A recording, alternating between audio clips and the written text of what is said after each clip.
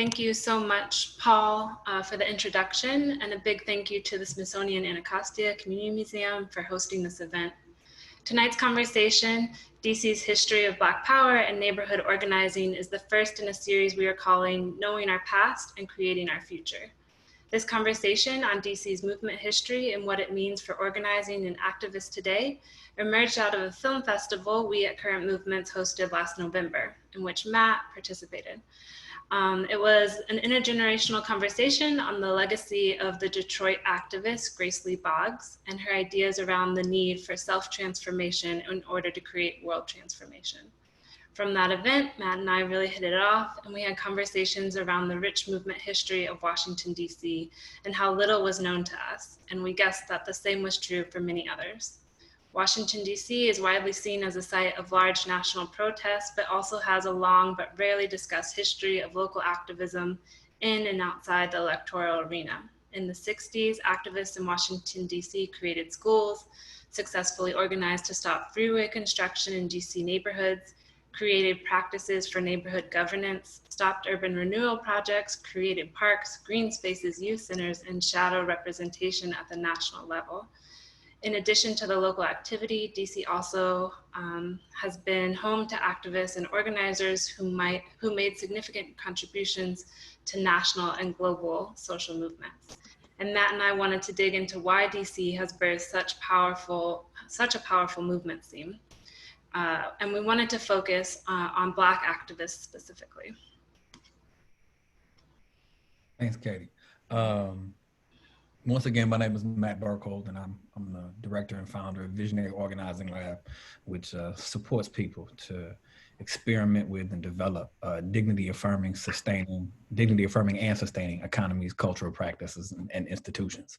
And so coming out of a conversation that Katie and I had about DC's very specific and rich history of Black activism in the city, we decided that we wanted to try to curate a series of conversations around this history and create a chance for intergenerational discussion here in Washington, and develop a greater sense of the history of the city. We were familiar with the wonderful Right to the City exhibit curated by Samir Meghelli, one of our panelists tonight, I guess you could call them. We wanted to find a real interactive way to make the history of DC activism more plain and really make it accessible to community activists and folks who don't identify as activists, but have within them the potential to shape and create different kinds of communities and create a more humane Washington, DC that is sustainable and dignity affirming for all people. And so we're doing a series of conversations partnering with the Anacostia Community Museum, where Katie, I want to thank them as well. And this fall, we'll be doing a second series or a second installment of the series, focusing on how Black Washingtonians have organized around land to create sustainable forms of housing and community that have assisted and can assist in future fights against gentrification and community stability and creating community stability and preservation. Before we got to that, however, we wanted to spend an evening with two wonderful panelists who have a profound, rich understanding of DC's movement history, who are two of the world's foremost experts on DC movement history and activism in the city and amongst Black Washingtonians, so that we could demonstrate, so that people could become familiar with the rich rich history of building institutions in DC, so that we can spend later installments of the series unpacking the creative process of how those institutions were actually created and organized. So with that, I think I've said enough, and I'll hand it off to Katie to begin introducing half of our panel.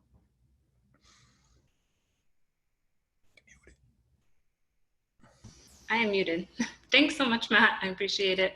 I get to introduce Samir Meghelli, who is a historian, writer, educator, and serves as the senior curator at the Anacostia Community Museum. He received his BA from the University of Pennsylvania and his MA, MPhil, and PhD in history from Columbia University. He has authored, co-authored, and co-edited several works, and his writings have appeared in the New York Times, Philadelphia Tribune, and Washington Informer. He has worked on several documentary films, as well as directed community history projects in Philadelphia and New York City. And most recently, and this is what we'll talk more about tonight, he curated the Right to the City exhibition, which explores the history and neighborhood change and community organizing in Washington, D.C. So welcome, Samir. Thank you, glad to be here. Before I'm going to introduce Derek and Derek Musgrove in just a second. Before that, I want to acknowledge Janelle Cooper, who's doing the behind-the-scenes work and has instructed all of us to who are visible to only turn our cameras on when our names are mentioned. And I want to acknowledge the wisdom of her advice to do so, because it really does look quite cool. So without further delay, George Derek Musgrove is an associate professor of history and Africana studies at the University of Maryland-Baltimore County. He's the author of multiple books on Black politics, as well as the recent, well-received and very important book, which he co-authored with Chris Myers-Ash, Chocolate City, A History of Race and Democracy in the Nation's Capital. He's currently working on both a web-based map of Black power activism in DC, which we'll discuss a little bit tonight, and a book tentatively entitled, We Must Take to the Streets Again, The Black Power Resurgence in Conservative America, 1980 to 1997. Thanks for joining us. Derek. Thanks, Matt. Good evening, everybody. So Derek, I want to, and I want to be plain with all the folks who are joining us that the conversation that Katie and I will have with Derek and Samir is based on a number of long cultivated conversations with both of these esteemed gentlemen and scholars. And so, this is we're fairly rooted in their work and have a pretty intentional curation and attempt to draw things out. And so I've just received a note that if you have questions for our panelists, please make sure you put them in the Q&A box. And so we'll get to those a little later in the program. But I want to begin, Derek, I wonder if you might tell us a little bit about the importance of understanding Black migration to DC, to understanding the shape and trajectory of the Black movement here after World War II. Yes, absolutely. So thank you for the question, Matt. And I think the thing to remember about DC generally, not just African Americans in DC, is that huge numbers of people, roughly 500,000 people, are in motion in the 30 years after World War II. So from 1940 until 1960, the Black population in DC more than doubles. It's about 180,000 people at the start of the war, and it gets 200,000 more people during the war all the way up to 1960. And so it balloons to about 400,000 people. And all of those people have a pretty limited access to housing. And so that becomes a real issue as we move into the civil rights and Black power movements. And at the same time, I just want to point this out as well, is that the white population is also in motion. Between 1950 and 1970, fully 300,000 white DC residents leave for the suburbs. In fact, we tend to think of this period as a time when the riots happened in 1968 and huge numbers of white DC residents leave the city. But by 1968, well over 250,000 white residents had already left between World War II and 1968. And it's just a trickle after that. There's very few white people left by the time we get to the riots. And so that movement of people really sets the stage for civil rights and Black power in the city.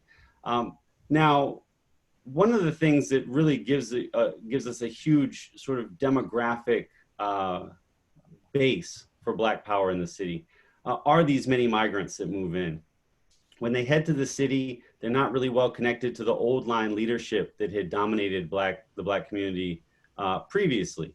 And so, we tend to think of DC as this place of Black excellence and a Black middle class. We had, storied Dunbar High School and U Street. And we forget that in the 40s, 50s, and 60s, all of those Black institutions really begin to decline. And one of the reasons that they do, one is because the government is actively undermining them. But the other is that 200,000 people pack into those neighborhoods, and there are very few additional services pushed into those neighborhoods to accommodate those people. And so those older Black institutions that had sustained generations of Black DC residents simply can't handle the load. And a lot of those new residents, because those institutions can't handle the load, they look for other institutions and other people to lead them and to serve their needs. And it's a new generation of leadership, many of them very young, many of them new arrivals to the city, who essentially begin to organize this new population and turn it, and their activism becomes a Black Power movement. Thanks, Derek. I want to follow up on something there very, very shortly. You said that governments were actively undermining the schools and institutions. And I wonder if you might, that you're speaking due to DC's very specific history, its place-specific history. You're talking about the federal government there, correct? Well, the federal government, but also the very anemic local government that we had. So, we did have a local government. It was headed by the 3 presidentially appointed commissioners until Lyndon Johnson reorganized the government and created essentially an appointed council, an appointed mayor that ran the city until we got home rule. And so you're essentially talking about a presidentially appointed government overseen by Congress until we get to 1973-74. And the thing that government doesn't do, essentially, when I'm talking about schools specifically, is it doesn't keep up with population change. One of the reasons that schools like Dunbar are so good at the turn of the century and for the first couple of decades of the 20th century is because it was written into federal law during Reconstruction that white and Black schools in DC should be funded at the same rate. This doesn't happen anywhere else in the South. And so you can, if you're a Black person who wants a good middle-class job, you come to DC to teach. I mean, that's the reason that at the turn of the century, Dunbar had PhDs teaching high school students, master's degrees teaching high school students, folks who had studied French in France teaching high school students, right? W.E.B. Du Bois wanted to be their principal, right? I mean, let's stop and think about this, right? And that parity in pay and in resources begins to get out of whack as huge numbers of Black people move in. And, because the money is set every 10 years. And so within a 10-year span, you'd have huge numbers of Black folks move in, huge numbers of white people move out, but the money had already been set. And the city commissioners don't readjust it, right?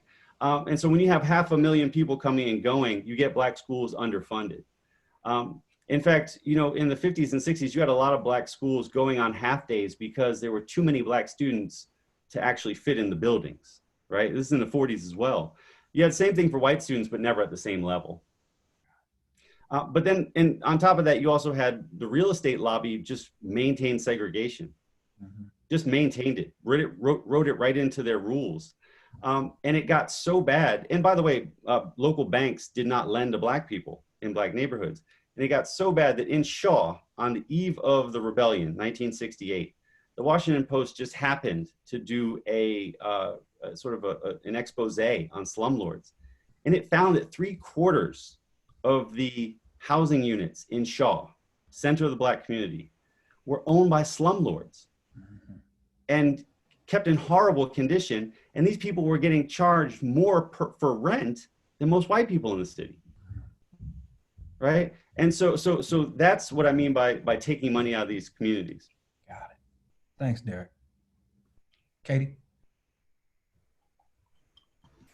Great. Thanks, Derek. Samir, I have a question for you. Can you tell us a little bit about the role of urban renewal and the evolution of DC's Black movement in the 60s and how those two are related? Yeah, well, this really coincides a lot with what Derek was mentioning in terms of the population shifts in the city. Urban renewal just becomes this, hugely important, but also consequential in really negative terms policy, not just in DC, but in fact nationwide. And it's a federal policy that comes about really beginning in the late 1940s, but begins to unfold in the 1950s, to which the federal government commits to cover 2/3 of the cost for a municipality that wants to redevelop a neighborhood that it deems, quote unquote, in those days terms, a slum neighborhood. And, you know, here in DC, Southwest DC, sitting between the Capitol building and the Potomac River, was this neighborhood, Southwest DC, that was a thriving, largely working class African-American neighborhood that also had a historic Eastern European Jewish population, but by the 1950s was largely African-American. And when urban renewal was actually implemented and carried out, Southwest DC was one of the largest, earliest efforts to do this thing called urban renewal. And the reason it ended up being so consequential was that when urban renewal was actually implemented, it ended up entailing the large-scale demolition and clearance of nearly the entire neighborhood, 500 plus acres of Southwest DC. And over the course of the 1950s and 60s, more than 23,000 residents were displaced from that neighborhood. More than 1,500 businesses were displaced from the neighborhood. And in many ways, it ended up setting a precedent for how urban renewal would play out across the rest of the country, as it did ultimately over the course of those couple of decades. You know, there's a really important Supreme Court case that grows out of Southwest DC that tends to be too little known, called Berman v. Parker, in which the local small businessmen were challenging this idea that the government could just come in and deem an entire neighborhood blighted and demolish it all. And that case went to the Supreme Court. This was decided in 1954. And the Supreme Court said, you know, they affirmed the Takings Clause of this amendment, which says that the government has the right to seize private property for public use if just compensation is provided, which gave us essentially the government carte blanche to come in, seize property as long as some kind of what was deemed quote unquote just compensation was given to property owners, and go ahead and demolish it. And so that ended up happening in Southwest DC. And as it happened, people were trying to respond to it, but as it was unfolding, the scale of it only became clear over time. And those 23,000 plus people that were displaced ended up being dispersed across the city. And so that entire community was uprooted.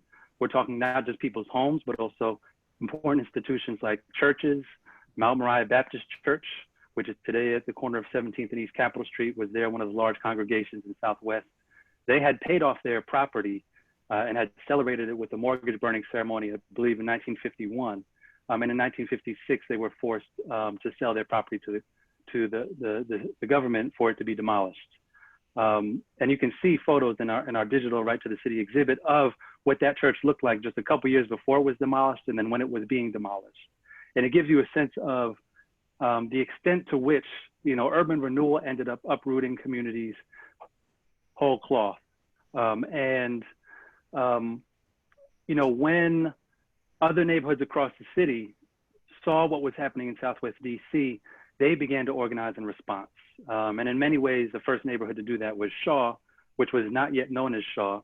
But you had Reverend Walter Fauntleroy, who, you know, grew up in Shaw and became pastor at his childhood church, New Bethel Baptist, who created an organization directly in response to what happened in Southwest. You know, in fact, they wrote a song that said, "Southwest Never Again." This idea that that kind of large-scale demolition and clearance of an entire neighborhood, they were not going to allow that to happen to another DC neighborhood.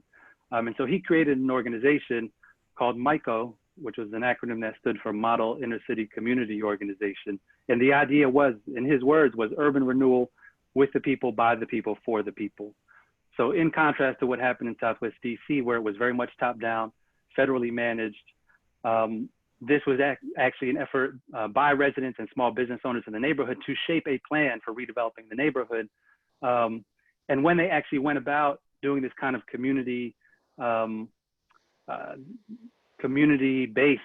redevelopment plan, where they worked with residents and small business owners, the thing that people said that they wanted redeveloped as a priority was a local junior high school, which was Robert Gould Shaw Junior High School.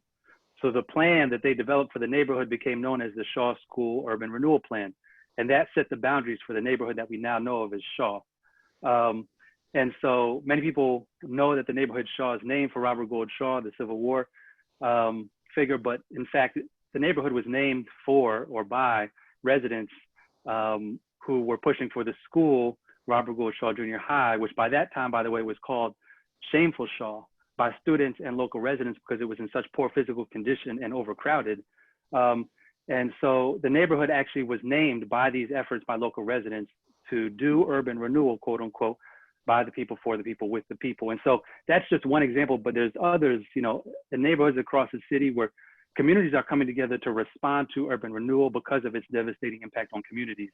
You know, just as a side note, you know, there are communities, there are folks who were born and raised in Southwest DC who today can share their stories of their childhood homes or their churches being demolished. So, you know, this is, even though it was a policy of more than a half century ago, its legacies are still with us today. And certainly in the change that's happening in the city now, there are echoes of some of the change that happened back then.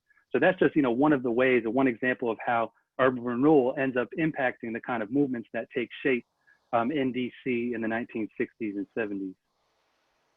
Great, thank you. And so many of the migrants from Southwest went to Anacostia, and they also went to the Adams Morgan neighborhood.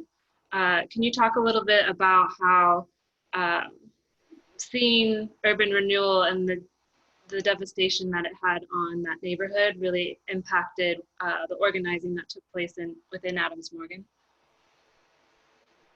Yeah, well, as you noted, I mean, a lot of folks that were pushed out of Southwest, forcibly displaced from Southwest, ended up moving east of the river to Anacostia and surrounding neighborhoods, but also other neighborhoods.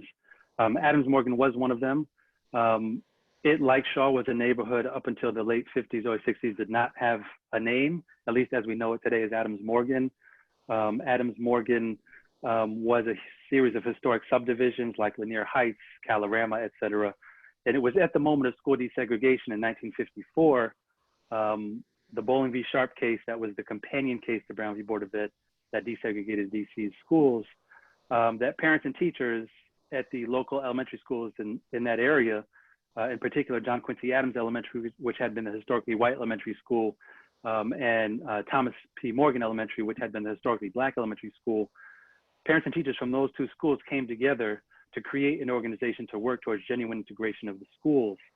And that organization was called the Adams Morgan Better Neighborhood Conference. And that was the first time that the names Adams and Morgan had ever been joined. And there was a series of organizations like the Adams Morgan Community Council and others that used that name again over the course of the late 50s and through the 60s, so that by the early 60s, the neighborhood had adopted Adams Morgan as its own name. And Adams Morgan ended up being, in ways that I'm happy to talk more about, you know, just really an important site for organizing in the city, and in a way that impacted not just that neighborhood, but really across the city, and for that matter, I would argue across the country. Thanks, Samir. Thus far, what I hear folks saying is that, you know, you've got this surge of migrants, Black migrants to Washington, D.C., an exodus of white folks from the city. And then you see this brutal urban renewal campaign, which then facilitates further shift within the city. And Samir, I love this, you know, the song, what was it, Southwest No More or Southwest Not Again? Southwest Never Again. It's these rich dynamics where, you know, no matter where Black folks are living in the city, right? 75% of housing in Shaw is owned by slumlords, and schools are horrendous. You know, Derek, I want to ask you a question about some of that. First, I want to provide a plug for the map that you're working on. And I want to, you know, let folks know that Derek is in the process of compiling and creating this incredible map of Black Power activity within the borders of Washington, D.C. And he was kind enough to share it with Katie and I as we were preparing for it. And it really is, I mean, it is just a laundry list of Black Power activity that you can click on a intersection in a map, and pictures will come up and a description of the activity. It's really this incredible thing. So when it's done, I urge everybody to check it out. And Katie and I went through this list, and there were particular things that we wanted to ask Derek to talk about. And so, you know, where we are thus far, as I understand it, is we've talked about, you know, this new batch of folks in new geographic and new neighborhoods in the city. and Black folks living under deplorable conditions, whether it's housing, whether it's schools, all over the city. So Derek, I wonder if you might talk for a minute about the Black land movement in DC, and kind of try to contextualize what the Black land movement was and how it fits into this larger historical period of movement activity in Washington, D.C. Sure, sure. Well, first off, thank you for the plug, Matt. And for those people who are watching, the Black Power in DC website, which contains a number of maps, will be done this fall. And so if you are interested in checking it out, please go to my Twitter page, at GD Musgrove, and I'll be announcing it through Twitter and Facebook and some other stuff. But you will see it in hopefully October.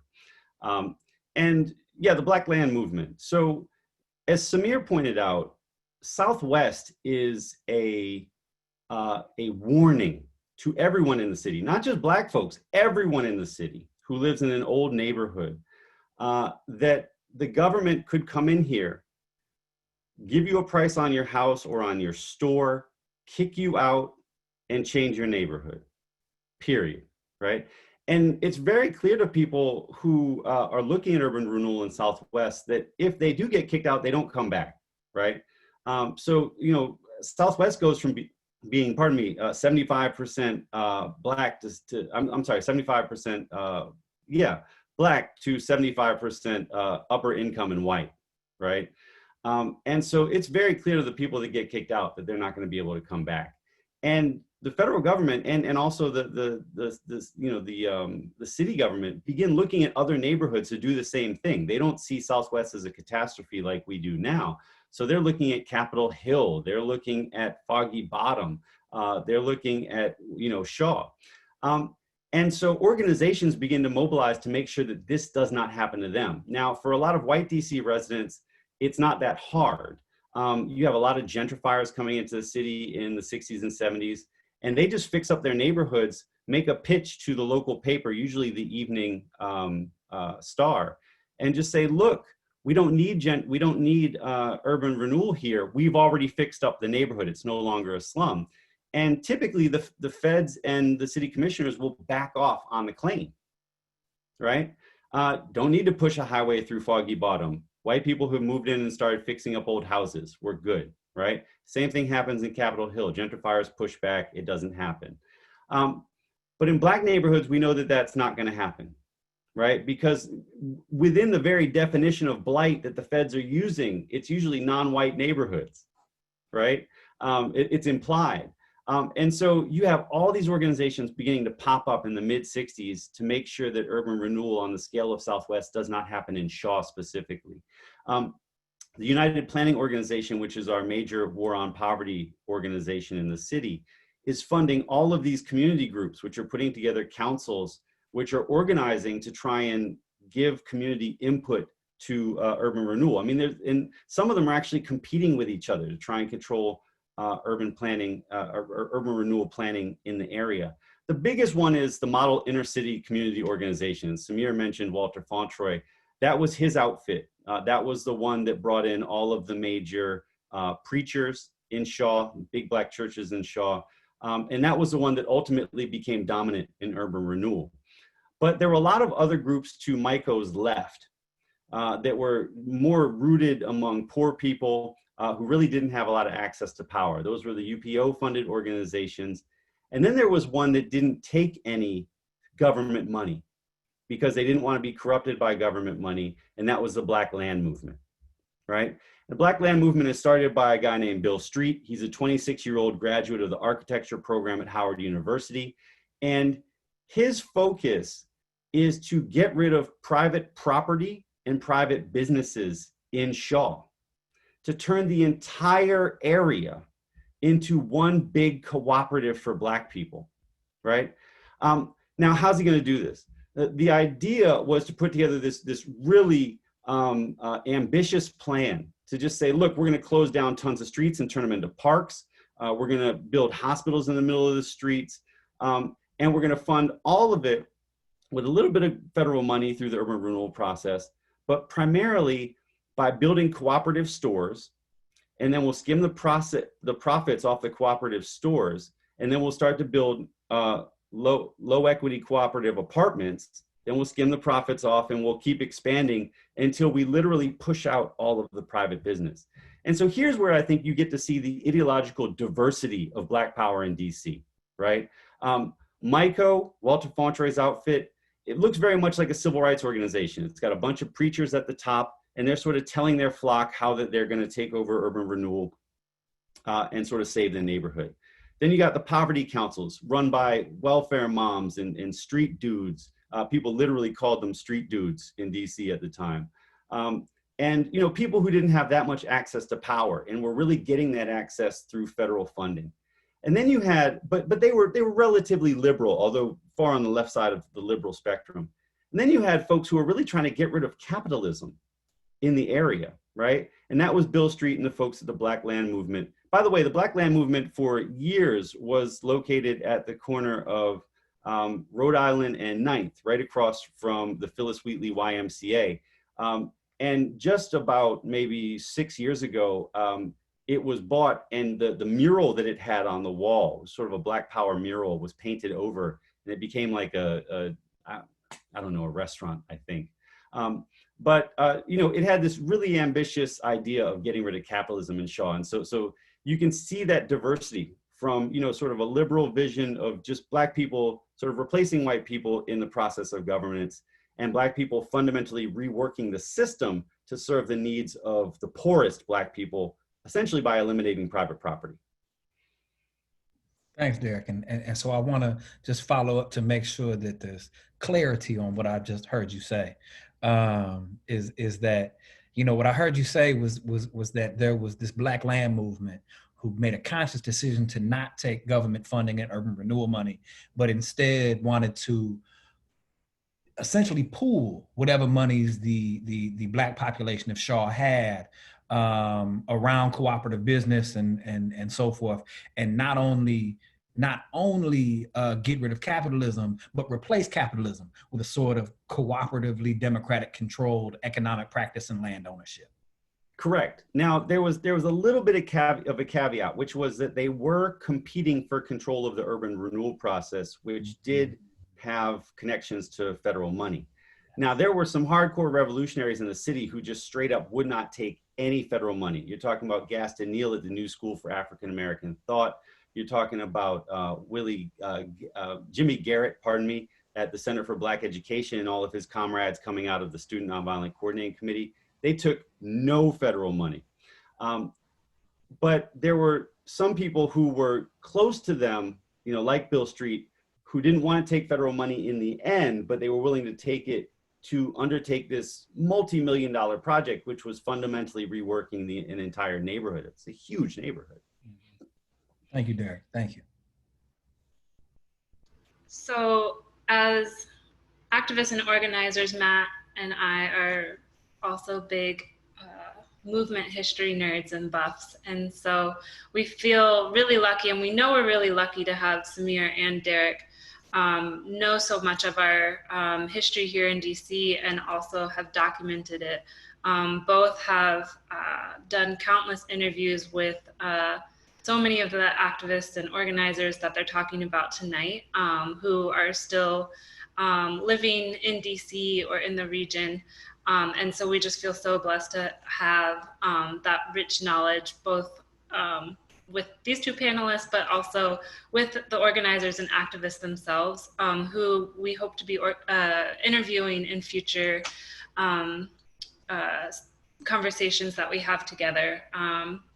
And if you haven't seen the Right to the City exhibition in person, which might be possible because they've had some hiccups because of COVID and with some construction of the museum, there is a digital exhibition, and it's really beautiful, really incredible. And I've heard Samir talk on it a number of times, and I'm always moved just about the power that the people have to make change and create alternatives when there just seems to be no solution. And Samir, you talked a little bit about the new school, and Derek, you have as well. But can you go into more depth around the organizing that happened, how it got created, and as you alluded to earlier, kind of how it had a national impact? So I think, I'm not sure if you mean the New School of Afro-American Thought or the New Thing, Art and Architecture Center. I always do that. I the always latter. do it. New Thing. Thank you. But interestingly, you know, they were contemporaries, both Gaston Neal and Topper Carew, who was the founder of the New Thing Art and Architecture Center. But yeah, I mean, the New Thing Art and Architecture Center was founded by Topper Carew, who had been an undergraduate at Howard in the early 60s, had been a member of the Student Nonviolent Coordinating Committee, SNCC, and who was in the architecture program at Howard, dropped out of Howard in his senior year out of frustration with what he felt was the kind of apolitical nature of the architecture program there. And he set up shop in Adams Morgan and created this thing called the New Thing Art and Architecture Center with the idea of really, as he would say, democratizing the field of architecture and planning. So really trying to use these tools and these disciplines of architecture and planning in concert with communities in a much more egalitarian and democratic way than had been the case in for instance, like Southwest DC, you know, among many other similar situations in the city and across the country. And so, you know, his New Thing Art and Architecture Center ends up taking on a particular importance in the Adams Morgan neighborhood because he creates it in 1966-67, which is at the same time as particularly Black residents in Adams Morgan become frustrated with largely failed efforts at genuinely integrating these schools that I mentioned earlier, Adams Elementary, which had been historically white elementary school, and Morgan Elementary, which had been historically Black elementary school. So, you know, so much so residents and parents were fed up that they actually said, look, the city has failed to really bring about equity between these schools, and particularly at the Morgan School. And so residents there held democratic elections, some of the first democratic elections held in the city in nearly a century, at least for local kind of offices, to create a school board for the Morgan School specifically. And the person that became elected chairperson was a woman named Bishop Marie Reed, who was a mother in the neighborhood and also a bishop of a set of churches in DC and beyond. And she was just this incredibly charismatic figure who was deeply committed to the neighborhood and especially the young people. And, you know, the neighborhood saw her as someone who could lead this effort. And, you know, not only was she elected chairperson of the Morgan School Board, but she led an effort to gain community control of this school from the DC School Board of Education, which at that time in 1966-67 was still appointed. In fact, it was appointed by district court judges. So it was not an elected body until about a year later in 1968. So they fought the city to gain community control of the school and said, look, you know, we want oversight, community oversight of the budget, over teacher hiring, over curriculum. And, you know, against all odds, they, in fact, won community control of the school from the Board of Education. And in doing so became not only the first in the city, but one of the first schools in the country to win in this fight for community control, which became a nationwide movement in those years in the late 60s. And, you know, so just as this was unfolding, Topper Carew is setting up his New Thing Art and Architecture Center in Adams Morgan. And, you know, really, as he's building this organization that is teaching photography, filmmaking, West African drum and dance with Melvin Deal leading that part, you know, and taking over old laundromats to old storefronts to create a dark room and offices and in classrooms.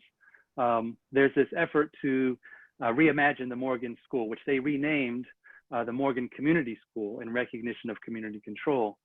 And what happened was when they gained community control and pushed for a new building, because the building by that point at Morgan Elementary was also in really poor physical condition, the city said, okay, we'll build this new building, but it's going to require the demolition of 48 Black families' homes in Adams Morgan.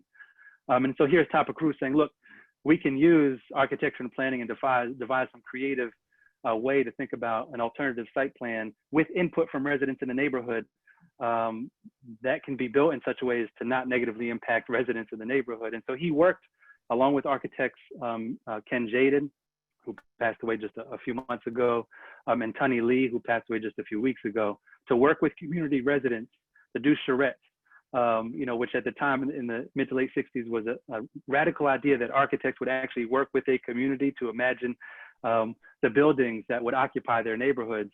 And so they did this work through the New Thing Art and Architecture Center. And when they came back to the DC School Board, they said, look, here's a site plan that will require the demolition of no families' homes in Adams Morgan. And not only that, but we don't just want a school, we want a community health clinic. We want an after-school program and site. We want an Olympic-sized swimming pool. We want a baseball diamond, and on and on. And again, against all odds, they actually won this from the city.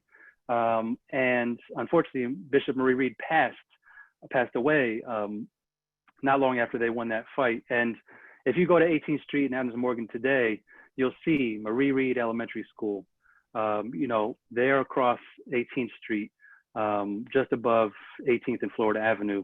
And that site is not just a school. There's a baseball diamond, there's an Olympic-sized swimming pool, there's a community health clinic. And that is really a testament to this organizing that happened in the late 60s, early 70s by the community to wrest control of the school from the DC School Board. And, is a credit to the imaginative kind of thinking, not only of the New Thing Art and Architecture Center and Topper Crew's efforts, but the entire community's collective input into this process. So it's just a really incredible example of the ways that communities, when they come together, are able to kind of exercise power and create institutions or recreate institutions in ways that better serve their communities. And if I can, I'll just mention one other really important outgrowth of that, and that is an organization that forms in 1972, again, as all this is kind of unfolding, called the Adams Morgan Organization, which people call just AMO for short, which, by the way, was named by Topper Carew and was helped form by him, but also other important neighborhood leaders like Ed Jackson, Steve Klein, Josephine Butler. I mean, there's so many people that came together and have these meetings every Saturday morning at the Potter's House, which is, the bookstore cafe that's still there on Columbia Road, to talk about neighborhood issues and to build coalitions around the issues that were important to them. And what ends up becoming so important about the Adams Morgan organization is that at a time when DC does not yet have home rule, so it's still, by this point it has an appointed city council, not yet elected, and it has a mayor, but it's a mayor commissioner. They say, look, we need some governmental body that can represent our interests at both the appointed city council level and at the congressional level. So they too, much like the Morgan School Board election, hold elections in the Adams Morgan neighborhood. They carve out single member districts where they elect representatives, and they successfully hold these elections and have these representatives. And they have town hall meetings where, even though they have these elected representatives, any resident that shows up has equal voting power to their elected representative in truly direct democracy kind of fashion, and works on a whole range of issues, from simple things like trash pickup, which was a kind of universally agreed upon issue, to other things like park lands, where young people had actually been taking over land that ends up becoming what we now know of today as Walter Pierce Park, but at the time was land owned by a developer wanting to build condominiums. So the Adams Morgan organization elects this government, does all this really incredible work. And when DC gets home rule a few years later, the DC government implements these things we now know of as advisory neighborhood commissions, ANCs, which is modeled after the successful neighborhood government that the Adams Morgan organization dreamt up and implemented in Adams Morgan. So I know I've just shared a lot, but that's just a bit of the Adams Morgan story that I think speaks to, again, the kind of incredibly imaginative organizing that's happening in the city at that time, that again still has a very much a lasting legacy. Exactly. And as an organizer in the Black movement today, it's just incredible to hear what has happened and just how history is repeating itself. And I hope that Many of you are plugged into the organizing and movement work that's happening in DC or in your local communities. And if not, then I hope that you follow current movements or Visionary Organizing Lab to figure out how you can get involved or know what's happening. But yeah, there's just so many parallels to the alternatives that we're creating now because of whatever gaps there are within the city to what happened in the 60s and 70s. And it's just always really inspiring to hear, you know, what people power can do and create because it's happened. Matt, do you have follow-up questions? Yeah, absolutely. I have two. I kind of want to be clear on something ask for clarity on something that Samir said. And then I have a question for both of y'all. And then I want to ask people to, you know, after hearing Derek and Samir respond once more, we'll take we'll take questions and answers from the audience. So if you have questions and haven't yet put them in the Q&A box, please do so. But Samir, I just want to make sure that I heard you correctly, that the ANCs in DC were not a gift from the federal government or the city government, but were in fact the idea and creation of the Adams Morgan organization. Yes, I mean, there's a lot of kind of moving parts here, but in short, yes, you know, the idea was that as DC is implementing this kind of government, first local government in essentially in a century, that there's a need for kind of more local form of neighborhood government beyond just the city council. There was at the time some kind of tensions around, you know, whether there should be these more local governments than the city council. The original name was going to be the advisory neighborhood councils, but the city council was not a fan of that because they figured it might confuse people, so it became the advisory neighborhood commissions.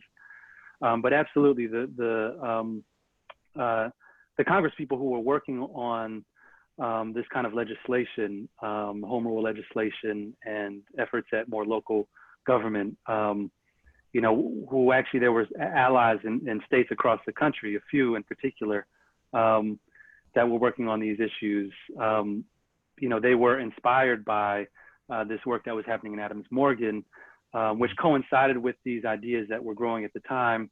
There's a gentleman who was involved with the Adams Morgan organization named Milton Kotler, who had written a book called Neighborhood Government, and whose kind of theoretical ideas were part of the basis for this neighborhood government that was created in Adams Morgan, whose ideas were becoming, you know, more widely known.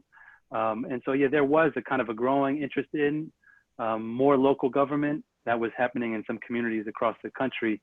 But certainly in DC's case, it was the Adams Morgan organization that served as a model for what this kind of very local government could look like. So yeah, the ANCs very much grew out of AMO, or the Adams Morgan organization. Thank you, Samir. Thank you for that further explaining that. Derek and Samir, I wonder, you know, much of you have, and thank you both for your gracious answers, and, you know, for taking the time to join us and share your work with us. And I want to ask, I've spent a lot of time in the city of Detroit, and in 1967, you know, Detroit had what many folks with the media often refers to as a riot, which activists and organizers refer to as a rebellion. And it's an enormous moment of transformation in the city's political history and in the Black Power movement in Detroit. And you know, the same thing can be said of Newark, you know, a week before Detroit in 1967. And I think of Kamosi Woodard's work on the impact of that rebellion on the city of Newark. I wonder if both of you, or either of you, Samir or Derek, might be willing to talk a bit about what April 5th, 1968 and the subsequent days meant. How significant is the what I would call revolt? I heard Derek mention riot earlier. What is the language that we ought to use to describe that period of days? And can you talk about the significance of it to the city's history, how it relates to the Black movement and its impact on the Black movement? So I can jump in here. So it was tremendously significant. One thing that my co-author, Chris Ash, and I always try to do, though, is to point out that it wasn't an event. It was a very long process of building tension that had this catalytic moment after King's assassination that blew up. But even after April 1968, you see all of these sort of mini revolts, mini riots that occur well into the early 1970s. And so first off, for folks who are listening, I would strongly encourage you all to check out 10 Blocks from the White House, which is the Washington Post's sort of aggregated coverage of the 1968 revolt.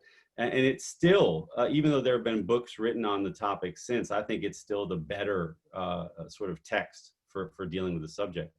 And what they point out is that going into 1967, folks in MPD are worried that something's going to pop off on the streets any night, right?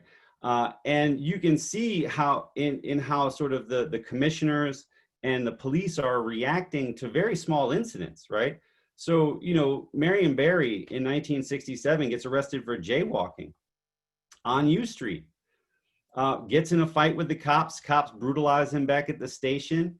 And, you know, a lot of the people that he's working with from SNCC, from Pride Incorporated, from Federal City College, some of the students there, protest downtown. And the commissioners basically rush the case through and, you know, decide to really pull back on some of the charges that the cops level at him, because they're worried that if he is prosecuted in the way that the police want him to be, there will in fact be a disturbance, right? Now, that disturbance finally comes in April 1968, and it is huge. DC has the worst fire damage of any city that has a conflagration in 1968. And 120 cities go up in flames, you know, in April of 1968. But there's an organized group here in DC that is essentially tossing Molotov cocktails into storefronts after they've been looted.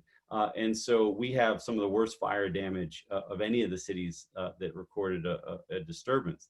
And I'll just say something about terminology. I actually use the phrases riot and revolt interchangeably. And I do that advisedly.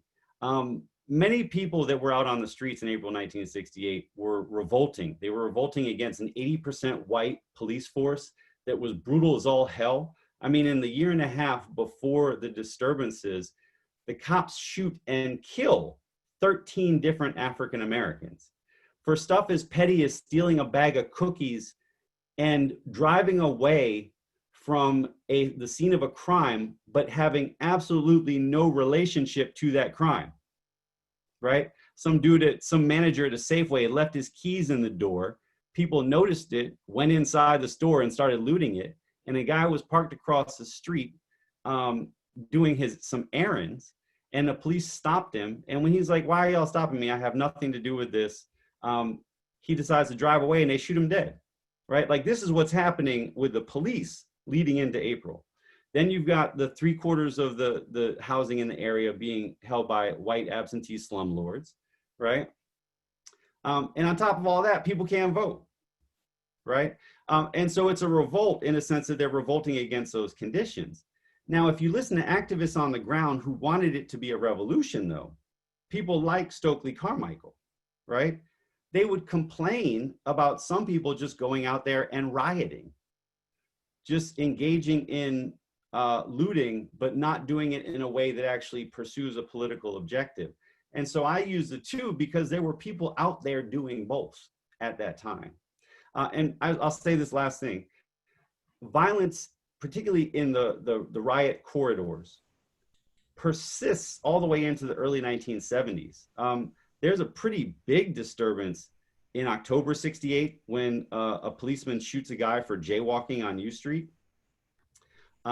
There is a very big disturbance in 1970 when the cops raid a couple of apartment buildings on 14th Street in doing anti-heroin work. And so those areas stay very dangerous.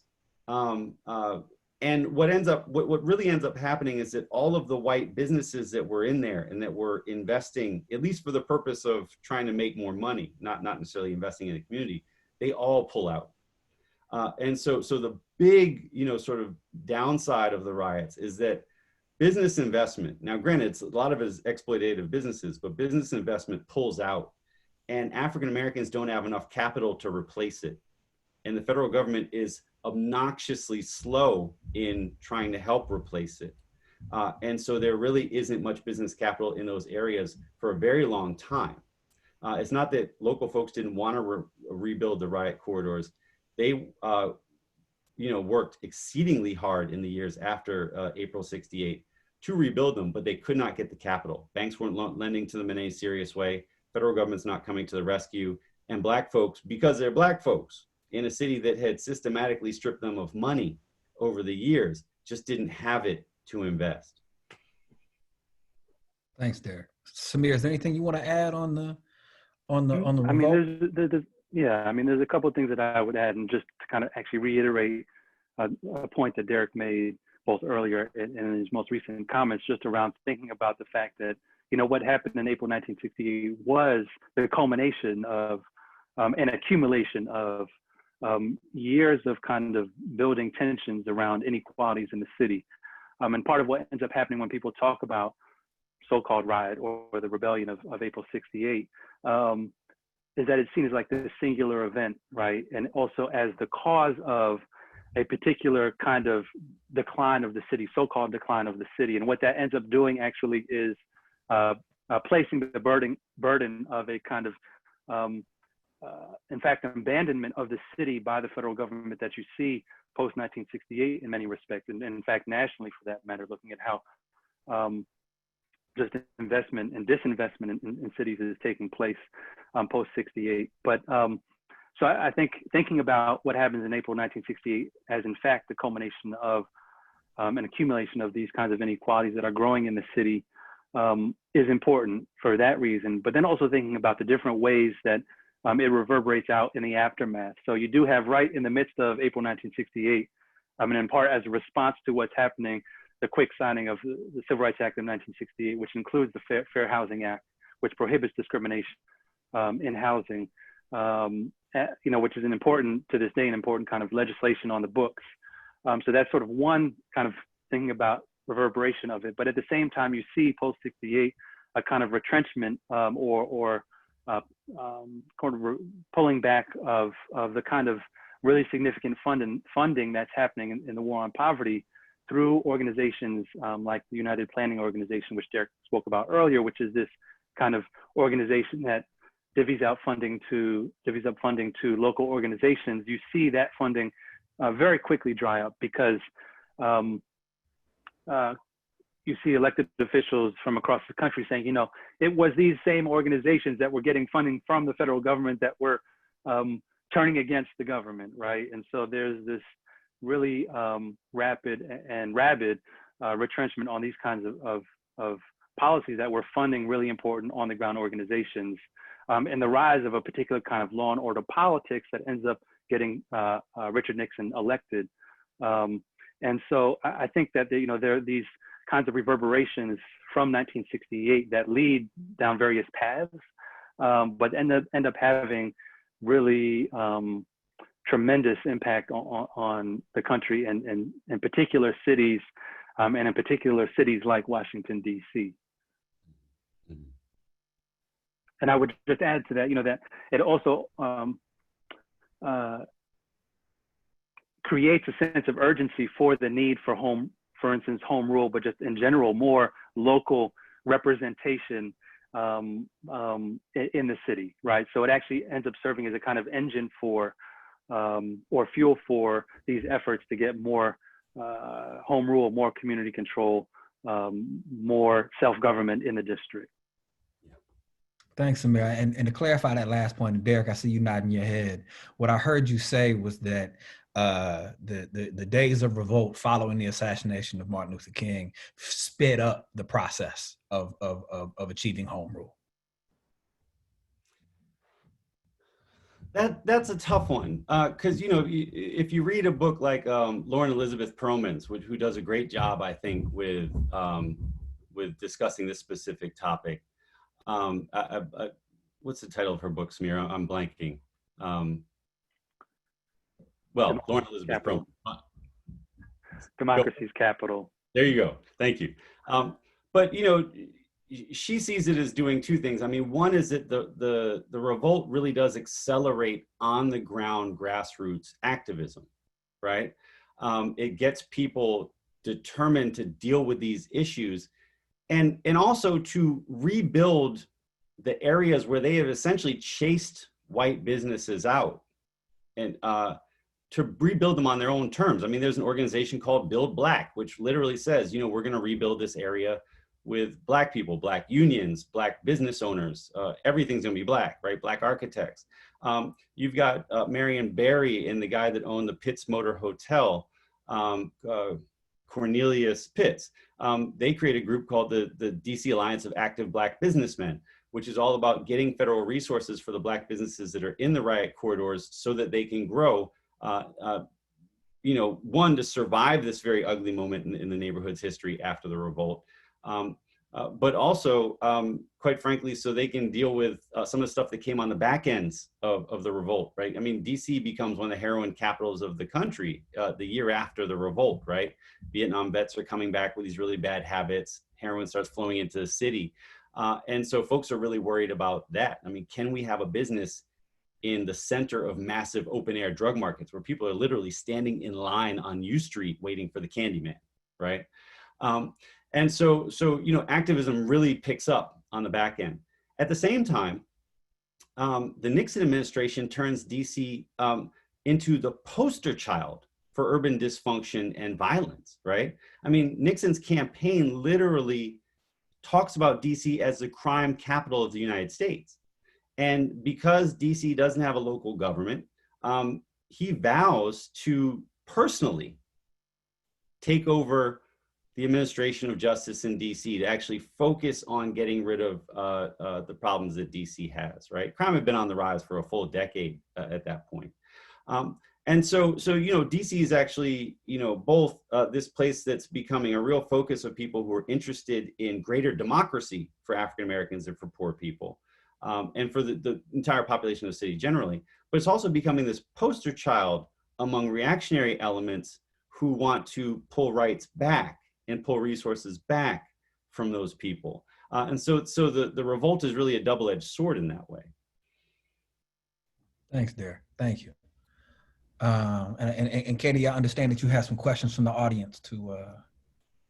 Yeah, we have so many amazing questions, and I'm having a hard time picking just a couple, but I wanted to start with a few or two, and Samir and Derek, if you can tackle both of them. I think Matt's also going to offer two, so you can tackle all of them together or pick and choose. But the two I'd like to offer is in relationship to other major cities, DC made great strides regarding housing co-ops in the 70s and 80s. Can you provide insight into why that is? Meaning, what is it about DC specifically that produced this movement and its success in the past? So a question around the success around co-ops. And then secondly, how did the growth of LGBTQ plus community in Northwest DC, especially in DuPont, interact with the organizing in Black communities in the 50s and 60s? Most especially, how were Black queer organizers positioned within the larger Black and queer organizing communities? Samir, do you want to take the first one? Sure, I can say something about housing and housing cooperatives. So forgive me for talking about Adams Morgan again, but you know, there too, Adams Morgan becomes really important because you know, Adams Morgan at this time in the early 1970s, along with maybe just Capitol Hill and maybe one or two other neighborhoods, is unlike, so the city overall is experiencing a population decline in this period. In fact, from 1960 through the year 2000, DC is on a steady population decline from a peak of 800,000 in around 1950 to around 570,000 in the year 2000. So in the middle of this, in the 1970s, as the city's population is declining, there are certain neighborhoods like Adams Morgan, Capitol Hill, that are actually seeing influx of new residents. And so at that same time, in the early 70s, Adams Morgan is becoming home really to DC's growing, early but growing Latinx populations. So you have this convergence of, as this influx of new residents, largely middle class, well-to-do, young white residents to the neighborhood, resulting in rising rents and home prices, property values. You have an influx of migrants and immigrants, but also just folks living in the neighborhood, especially east of 18th Street, which is a largely working middle class African-American part of Adams Morgan. Folks are facing evictions and displacement, residential displacement, as a result of this influx of new residents and rising rents. And so you had, in response, the Adams Morgan organization pushing for legislation. In fact, one of the founders and first executive director of the Adams Morgan organization, Marie Nahikian, ends up being nominated by Mayor Walter Washington to serve on the Rent Commission as a tenant advocate. And she, along with, councilperson Dave Clark, who early on is a lawyer, but then also serving as a council member, really pushed for stronger rent control, but also in particular, tenant protections against evictions that are happening. And so the books that are still, the laws that are still on the books today around tenant protections, many of them were developed at that time in the late 70s. So for instance, the Tenant Opportunity to Purchase Act, the first of that, the Rental Accommodations Act, and later in 1980, the Tenant Opportunity to Purchase Act, were efforts that grew out of this organizing in Adams Morgan, along with other neighborhoods, to actually give tenants the first right of refusal to purchase the property where they're living, where they're tenants, from the landlord when the landlord wants to sell it. And what ends up happening is when Mayor Berry is elected, Marion Berry, he ends up asking Marie Nahikian to serve as the head of the tenant purchase program in his administration. And in a matter of just about 3 years, 1980 to 1983, when she's administering the tenant purchase program under this new Tenant Opportunity to Purchase Act law, 3,000 plus units of rental housing go from renter occupied to tenant owned. So you have in this moment, early on in Mayor Berry's administration, alongside the work of folks like Marie Nahikian and the Adams Morgan organization and council members that are supportive and help craft this legislation, just a really important set of laws to support this idea of housing cooperatives.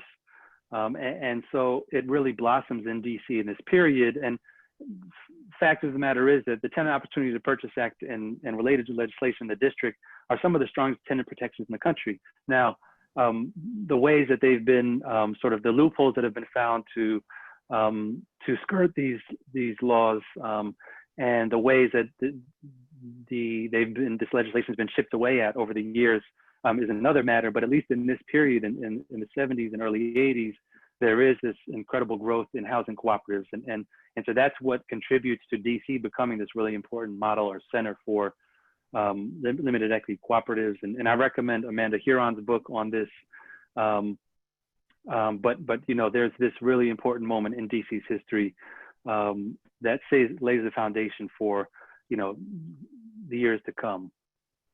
Thank you, if I could just add this real quick to what Samir said. I mean, the existence of specific personnel who had a very clear understanding of the ways in which the real estate industry exploited African Americans and poor people more generally can't be overstated. I mean, you had people who came to dominate the ANC and Adams Morgan, and they just said one day, we're going to use the small amount of money that the city gives us. The city always gives everybody, all of the ANCs, a very small budget, typically for just, copying and secretarial duties and stuff. They said, we're going to use that money to hire housing organizers. We're going to send them out to all of the major apartments in our ANC that covers Adams Morgan. And we're going to organize the tenants for the purpose of getting those people to form tenants associations and then turn their buildings into low equity cooperatives, right? I mean, here's essentially a government agency doing this. And these people trickle up into the government after we get home rule. So, Samir mentioned Marie Nahikian. Well, one of the people she worked with was Frank Smith. Frank Smith was a veteran of the Student Nonviolent Coordinating Committee. He came to be a leading member of the AMO, and he eventually gets elected to the council. Well, one of his big signature pieces of legislation on the council in the early 80s is this program where essentially the city would gather houses because it had, they were delinquent on their taxes. So it had property, and he, through this legislation, had the city raffle off these properties. And then the city would give them financial and legal help to make sure that they could maintain the properties and they could keep them. And so on top of, Marie Nahikian being in the Berry administration too, making sure that people got into houses, Frank Smith is encouraging the city to raffle off houses to people. And so they're constantly thinking of ways to move property in the hands of people who, in a regularly functioning capitalist system, could never, ever afford it. Right? And it's because those personnel with those specific organizing experiences had moved into the highest reaches of government. And, that meant a lot. Now, there was a question about LGBTQ communities. It's really complicated. I would definitely encourage people to check out Kwame Holmes' great dissertation, which he's transforming into a book now. There's also Christine Hanrahan. I always mess up her last name, pardon me, but she's at the University of Maryland. They've both written on the topic. And you see a couple of things. Really some of the shock troops of gentrification in places like DuPont Circle are artists and gay white couples. The gay Black community is connected to, but not tightly interwoven into the gay white community in the city. And so, for instance, when Marion Barry runs for mayor in 1978, most Black gay organizations endorse one of his opponents, Sterling Tucker. Most white gay organizations endorse Marion Barry, right? And so they're not a united front across racial divisions going into that election. Some are gentrifiers, some are being displaced. And that reflects, quite frankly, the class and racial divisions of the city, so we shouldn't not expect it, right? But hopefully that answers the question a little bit. Thanks, Derek. And I want to give a shameless plug to the forthcoming series that will be in the fall, building on the the kind of structural component to the success of limited equity co-ops in DC. And for our second installment this fall, will be Katie and I will be interviewing folks who actually organize those limited equity co-ops. And ideally, so we can learn about the process of how on the ground they were organized in ways that complement the role of the legal process in the government that Samir and Derek just so eloquently laid out. So please, Yeah. And I want to say too, in the fall, we'll talk with folks who did that organizing and groundwork, but we'll also talk with, and I know some of you have asked this question in the Q&A box about current housing organizers and folks who are organizing co-ops. And so we'll have that kind of dual discussion of the past and the present and how we can build together.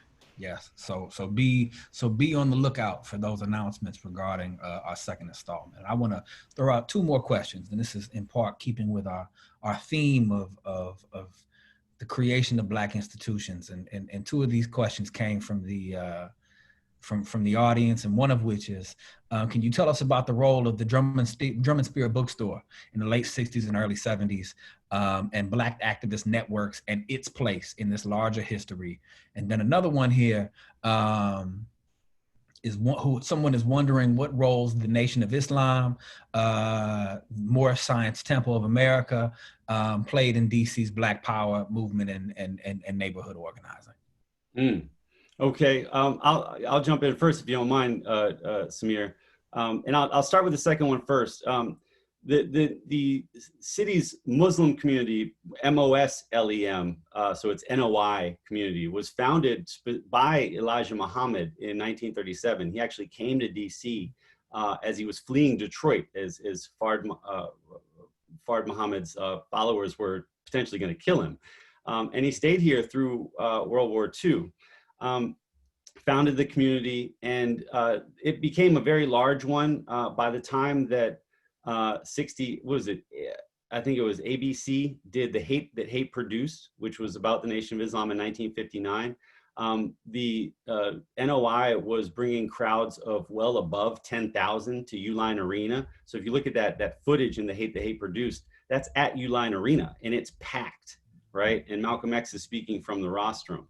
And it was the mosque here on New Jersey Avenue was the first NOI mosque built from the ground up.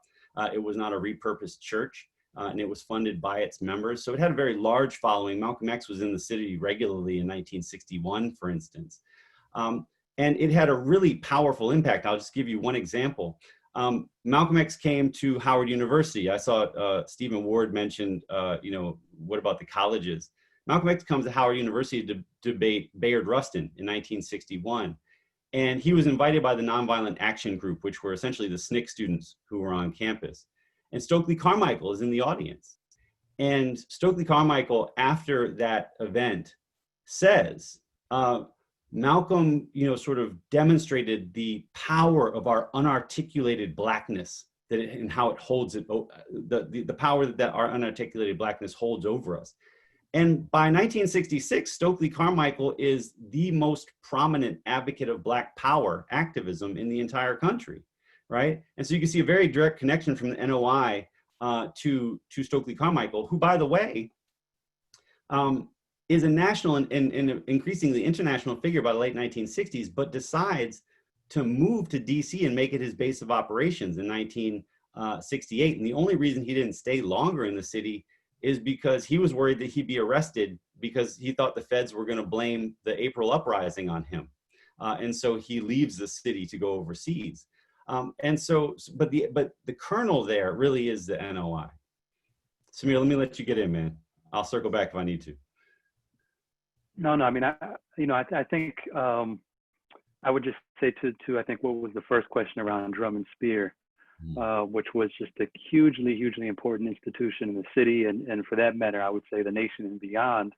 And which leads me to say also, to make a point about DC in the 1960s and 70s, that DC becomes just an incredibly important home to members and former members of the Student Nonviolent Coordinating Committee, SNCC. And so you really see this influx of folks who are making DC home. And there's a long list of, some of the many brilliant minds that made up SNCC. But of course, Marion Barry was himself, came to DC as part of SNCC. But Judy Richardson, Charlie Cobb, Cortland Cox, Tony Gittins, I mean, the list goes on, just incredible group of individuals who did so much, not just for the city, but for the nation and beyond. And Drum and Spear Bookstore was one of sort of the institutions that grows out of their important work, and is founded in 1968, not long after Dr. King's assassination, and becomes not just a bookstore / publishing house, but also, where community classes are being taught. And so you have all of these luminaries, some of whom are helping manage and run the place, and others who are working there, and others who are teaching classes there, and others who go there to, just be in conversation with other people, or to find, some literature and books that they can't find anywhere else.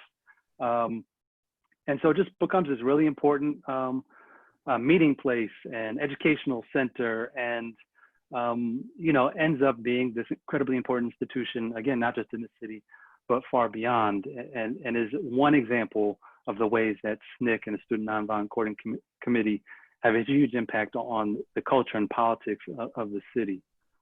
And we should add really quickly that Drum and Spear is, in the late 1960s, early 1970s, the largest Black bookstore as far as the volume that it's moving in the entire United States of America. And it's being run by a bunch of 20-somethings who are veterans of SNCC, right?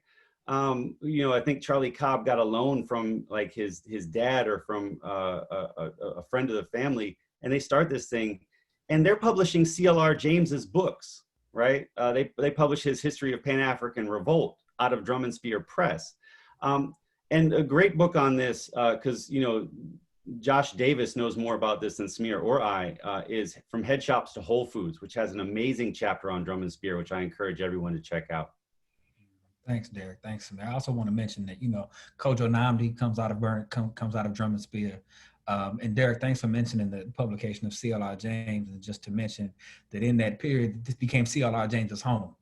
I believe he lived at around 15th and Church. I believe was where he lived at the Castleton on 16th Street. Thank you. All these SNCC activists would go down to his house and basically participate in salons, and so they're constantly engaged in political education. And he came here, by the way, because SNCC activists who had been charged with founding the Black Studies Department at Federal City College got him a job. Yeah. Right. I mean, he's persona non grata in a lot of places. He was struggling to find work, and they said, tell Brother James we can get him a job at Federal City College. He comes, teaches at Federal City College for years, which later becomes UDC, which is why the great CLR James was teaching at UDC. And on the side, he contributes to all their projects, right? So he helps them with the organization of the Sixth Pan-African Congress, right? He does lectures at the Center for Black Education for community members for free.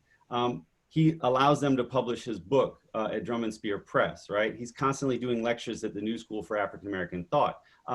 It just so happens that our current Attorney General's mama was one of his students. And so, his influence is quite remarkable.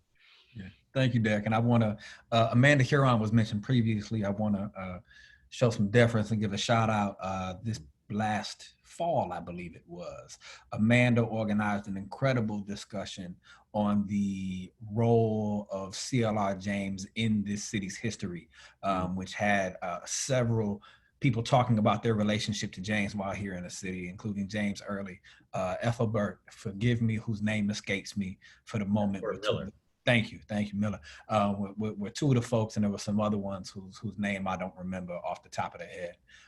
Katie, we have some more questions. Yeah, I want to ask, maybe we have time for more, but I'll do one for now. Do you think there is anything misunderstood about the history of organizing, mobilization, and/or social movements in Washington, D.C.?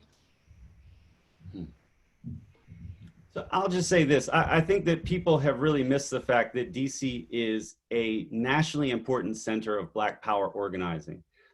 It has an effect well beyond its borders, and it is really worth digging deep into this history to understand everything from cooperatives to Black nationalism to the Nation of Islam. All of it is happening here, and not just in the 60s, but well through the 90s. And so check out the Black Power map, because I'm going to be talking about it there. A little shameless plug. Yeah, and I'll just add to that, on the one hand, there is now all this work coming out, scholarship that begins to uncover some of this history. But I will say, by and large, so much of this history remains understudied and underdocumented. And so a big part of the work that remains to be done, that I think, there are number of people that are working to try to better document and uncover this history and share it. And so hopefully, those of you who are joining us are able to support scholars and institutions and organizers who are committed to this, because, part of what has happened in DC, in large part, I would argue, because of its status as the federal city, as the nation's capital, there's been, this sort of unequal attention given to the fact that it is the seat of power for the U.S. and yet at the same time, this grave oversight over the city's own rich history locally among the communities that are here. And so, as much as there may be misunderstandings, I think that there's actually just a lack of documentation of and determination to kind of better document and understand the city's history. And so, we all have much work to do to continue to uncover and share and document that history. Thanks, Samir. I've seen here what I find a fascinating question that I believe is directed towards Derek, but I want to open it up for both Samir and Derek. And the question is about, can you speak to tensions that existed between, Derek, you talked about the influx of migrants to DC after World War II. and the specific problems they experienced in the city, relative or in contrast, I'm not quite sure what the right language is, to the established Black middle class that was here in Washington, that had a leadership. And my partner, Amaka Okechukwu, loves to reference the critique that Malcolm X offered of Washingtonians, because, they had middle class jobs, and what that meant, for a particular attitude that some of them adopted. And so the question is about, can you speak to tensions between that old guard, if you will, and new migrants and the SNCC workers and younger folks that were able to organize that base of population that, as both Samir and Derek have explained, became the base of the Black Power movement here in DC. Sure. Well, because there is so much opportunity, and has historically been so much opportunity for African Americans in DC relative to other places, and let me be clear about that word, right? There have always been a group of African Americans who have been able to make it, who've been able to get something approximating elite or middle class status. And how they interact with the much larger population of the Black poor and the Black working class is, I think, always at the center of Black politics in this city's history. And so you mentioned Malcolm X. There's this great, about half page, 3/4 of page description of Washington, D.C., where he talks about coming to the city as a porter, and how, in really being offended by the bourgeois attitudes of a lot of African Americans in DC.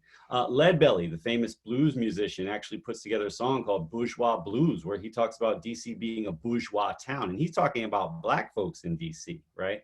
So class politics, sometimes overlaid with sort of complexion politics in DC, play a huge role.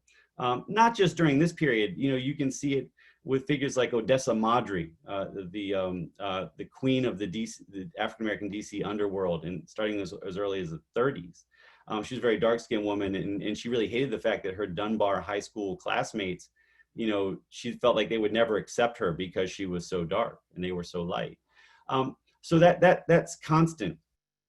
And what you see among the people who come into the city, or who sort of rise into the ranks in the 60s and 70s as part of the Black Power movement, is that a lot of them are interested in breaking that old system where there is a Black middle class, disproportionately light-skinned, who is basically serving in a broker role between powerful whites, oftentimes on Capitol Hill, sometimes in the city government, and the larger Black community. And they're saying, this system doesn't work for us, because you've got a small Black upper class, a small Black middle class that's making out in this, and the rest of the Black community gets crumbs, right? And so they want to push that system aside and really focus the emphasis of Black politics on serving the interests of the Black poor. And so there's a lot of resentment of people like Julius Hobson, Marion Barry, because they're pushing an older leadership structure out of the way. But because they've got 200,000 new residents who are invested in pushing that structure out the way, as the city's becoming democratic, actually gaining the vote, they don't have too much trouble doing it. And so if you look at the first council that seated in January 1975, it is majority Black power, civil rights, and anti-poverty activists, including among the white members, right? And so by the time we get democracy, that older system is gone, right? Because it was based on a system of brokerage politics that didn't even have democracy as part of its process, because we didn't have the vote.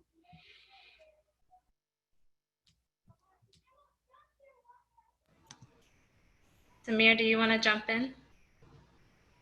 You don't have. Sure. I mean, Derek's already shared quite a bit on this. I could maybe just add an example of, east of the river communities and kind of how the transformations that are taking place there, class-wise in the mid-20th century, in the 1940s, 50s, and 60s. The historic Berry Farm community, which is established in the 1860s at the moment of emancipation, where you have, over the course of the 1860s, 70s, 80s, 90s, and beyond, the development of what becomes, a relatively well-to-do Black community that ends up being transformed by a number of processes that dovetail with or are simultaneous with the Great Migration into DC, which include things like the construction of the Suitland Parkway at the advent of World War II, which end up cutting straight through the heart of the historic Berry Farm community, and end up displacing, landed, folks that owned land and homes in that neighborhood to build this highway that connects, Anacostia Air Force Base or Bolling Air Force Base with Andrews Air Force Base. And at the same time, you have the construction of the Berry Farm dwellings, which bears its name or takes its name from this longer standing Berry Farm community that dates to the 1860s. And when the Berry Farm dwellings are created in World War II, there are 4 African-American war workers contributing to the World War II effort. It's then converted to public housing. And there you begin to see kind of some of the class dynamics change. But what's important as well, and to Derek's point, is that, a lot of the organizing that ends up happening in the 1960s and 70s, unlike some of that which occurred earlier in the 20th century, which tended, because of the class politics, to be led by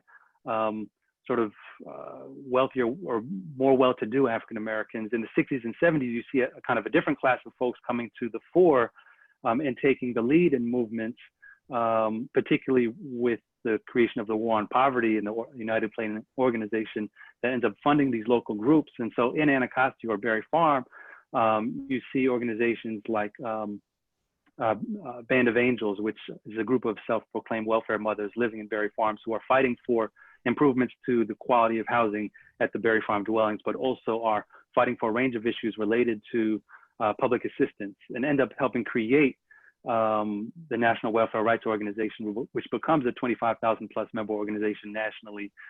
So there are women like Etta Horn and Lillian Wright that are from Berry Farm dwellings that become the face of this movement locally and in some cases nationally, but represent a very different kind of social class than those who had led the movements or even lived in the historic Berry Farm community for generations. And so there are definitely tensions there, but you see in this period of the 60s, really in important ways, even if there are these tensions, folks who before had not necessarily been the faces of these movements or the leaders of these movements coming to the fore and bringing issues up that theretofore at least had not really been on the front burner. And so when someone like a Dr. King comes to DC and the Band of Angels or the National Welfare Rights Organization movement meet, and Etta Horn meets with Dr. King, he doesn't know the first thing about public assistance and welfare. And so they actually have to school him on the policies around that and the injustices that exist in the welfare system. And he ends up becoming, when he's assassinated in April '68 and the Poor People's Campaign is launched in May, the people leading that march alongside Coretta Scott King are the National Welfare Rights Organization and Etta Horn from Berry Farm Dwellings. And so again, you see this transformation in terms of who's leading these movements in really important ways in the 1960s that belies some of the different class dynamics earlier on in the century. And can I just jump in and say one thing, because a really important figure in all of the stuff that we're talking about, Marina Hikian, has jumped into the chat, and she has I think properly corrected me, which is to say that I don't mean to imply that the Black middle class was actively attempting to undermine the Black working class or the Black poor prior to the 1960s, but they weren't capable of dealing with a lot of these people's problems. They didn't have the power. And their way of operating just didn't allow for the type of resolution that these folks needed. I mean, their situation was dire. And so thank you, Marie, for checking me on that. I also want to jump in and point out one thing about how we're connected to the present. A lot of people have asked about Sursum Corda and other issues of displacement today. And I think it's important to point out that a lot of the people that sort of created the DC government and then came to people that government through the Black Power movement dominated roughly until about the late 1980s, early 1990s. And then the city goes bankrupt, largely for reasons outside of these folks' control. When Congress gave the city home rule, because it did have to cede it to us, it gave us a whole lot of problems along with it, right? A budget that would never quite be balanced, a huge pension obligation that was totally unfunded. And we were able to do a pretty good job of floating and being able to make it without those bills coming due. But once we hit the real estate recession of the early 90s, those bills did come due and the city went bankrupt. And after the city goes bankrupt and that Black power generation sort of loses power, we experience a sort of neoliberal leadership that simply has not paid serious attention to making sure that rights and resources are transferred specifically to the poor. And so a lot of what we see happening today is not the product of sort of a Black power politics, but the movement away from that type of Black power politics toward a neoliberal model that focuses on putting a lot of money in the hands of the private sector and then hoping that the private sector will supply the needs of the poor, which it simply has not. Thanks, Derek. Thank you. We are at just about 8:10. So part of what we want to do is close with an opportunity for everybody to share a couple thoughts and final reflections. But before that, I have a question that I want to ask of Derek, Samir, and Katie. It's a question that kind of fascinates me. I mean, I think that, you know, I've studied the Black Power movement throughout this country. I've been a long-time organizer. And I think that one of the things that's always struck me about what I understand about DC's history of movement building and Black movement building and Black institution building is that, you know, as Samir alluded to earlier, you know, DC is the first place in the country where residents successfully organized for community control of schools, you know, and whether or not how successful that school turned out to be is another question. I think that in part of what we're talking about is the initiative to be at the forefront of the community control of schools movement. You know, we see that the ANCs that are such an important part of DC government today come out of the Adams Morgan organization. You know, we see, you know, as Derek talked about, the Black land movement, where in direct response to urban renewal, Black organizers, some now, didn't say, you know, didn't protest for land, you know, and these protests occurred, but there was a section of activists and organizers who, rather than protesting or in combination with protesting the occurrence of urban renewal and making demands to slow it or stop it, went ahead and said, you know what, we are going to try to control this land. And so I've been struck with what seems to be an amazing tendency in this city's history amongst its organizers to not only protest, but also to create institutions and alternatives that can provide and meet the needs for Washingtonians right here, right now. And I want to ask, it's clear that this creative theme, this history of building alternatives exists. And I want to ask you all, is there something about DC's status as, you know, as basically a colony, you know, without representation, that facilitated or forced a kind of creative response to the racist and capitalist and sexist oppression that Black folks experienced all around this country, but in DC specifically responded, and I'm not saying everybody responded, but there was this clear pattern of response of moving ahead by creating anew. And I wonder how we might understand that pattern in relationship to DC's specific history. And if the three of what thoughts the three of you might offer on that.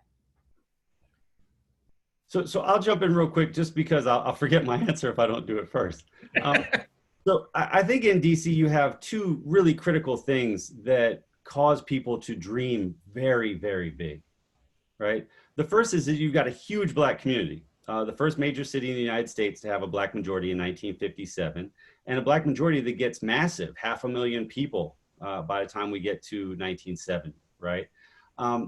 And so that's one, because as far as Stokely Carmichael was concerned and Charles Hamilton was concerned in Black Power, one of the key elements of Black Power politics, particularly if you're talking about Black Power electoral politics, is a Black majority population within a specific jurisdiction, right? And by the way, if DC becomes a state, and God willing, it will after the next election, it would be the blackest state in the country by 10 percentage points, right? It would be 46% Black as opposed to Mississippi's 36% Black. And the white people here don't exactly act like the white people in Mississippi. And so that's a benefit too, right? But on top of that, you have the glaring contradiction of being the voteless capital of a democracy, right? And so those two things together, I think, make DC this perfect place. And Stokely Carmichael, when he comes here in 1968 to make it his sort of base of operations, he says, the contradictions at the core of American democracy are most visible in Washington, D.C., right? And that, I think, attracts people here. There's also the possibility of actually doing something about those contradictions, right? I mean, you know, Marion Barry comes here in 1965, and very quickly he decides that he's going to be the mayor, right? Mind you, when he gets here, there's no voting, right? And so, you know, just the ability to sort of gear up towards, I'm going to run this place as the mayor, when in fact it doesn't have a government yet, is a pretty impressive leap, right? Jesse Jackson decides to make DC a Black state when he comes here to be our shadow senator in 1990. And again, it's those contradictions, I think, that bring people here because they think there's something that they can do here. And they know that they can make a huge statement about the racial limits of American democracy because it's so glaring here. Thanks, Derek. Yeah, I mean, I think Derek hits the nail on the head. It's really the fact that, yeah, there's this glaring contradiction here.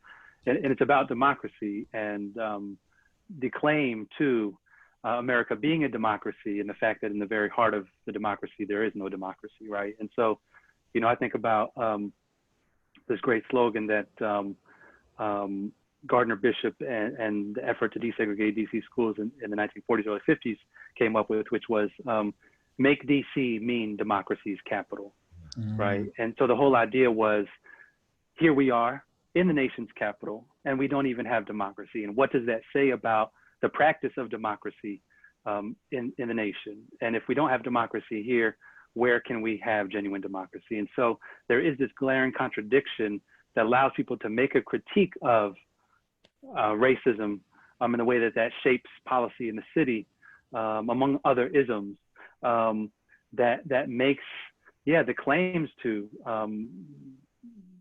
the fact that there is not a democracy here, you know, that glaring contradiction becomes fuel for the organizing in the city. And yeah, I mean, I think that ends up becoming one of the really unique sort of circumstances or conditions that makes DC right for this kind of really imaginative organizing that's happening. And yeah, to Derek's point as well, like DC becomes around 1957 the first major U.S. city to have a majority African-American population. So there too, just in terms of objective conditions, DC becomes a site where not only do you have a lack of democracy in democracy's capital, but you have that in a place that is a majority Black city, right? And so there too, you have an almost double kind of a glaring contradiction, one on top of the other. And so that too, I think, it becomes part of the fuel that helps people think creatively about how to respond and makes DC unique in some respects, even though there's, you know, equally incredible and important organizing happening in other parts of the country and beyond. But I think those are part of what makes DC unique. Thanks, Samir. Katie? Yeah, I want to completely agree and just use an example of my own organizing and how I've experienced organizing in DC to kind of highlight what you both have said. I'm newer to the scene, although I'm feeling old with the BLM movement happening now. That's so beautiful and so much younger than I am. And so it's great to see, you know, the intergenerational Black Power movement happen even in the last 6 years that I've been here. But I started really organizing with the Movement for Black Lives and Black Lives Matter DC during the J20 inauguration and protest when Trump was being inaugurated, and that tension of the national and the local really came to head, and was like a driving force for me and for many others living in DC, believing that there's a lot of opportunity, but not seeing it for Black residents, and it being, gentrification just exploding throughout the city. And Trump coming in and what that means nationally and also locally. And so that tension lived there in 2016, and it definitely still continues today. There's just local and national voice that we have and perspective.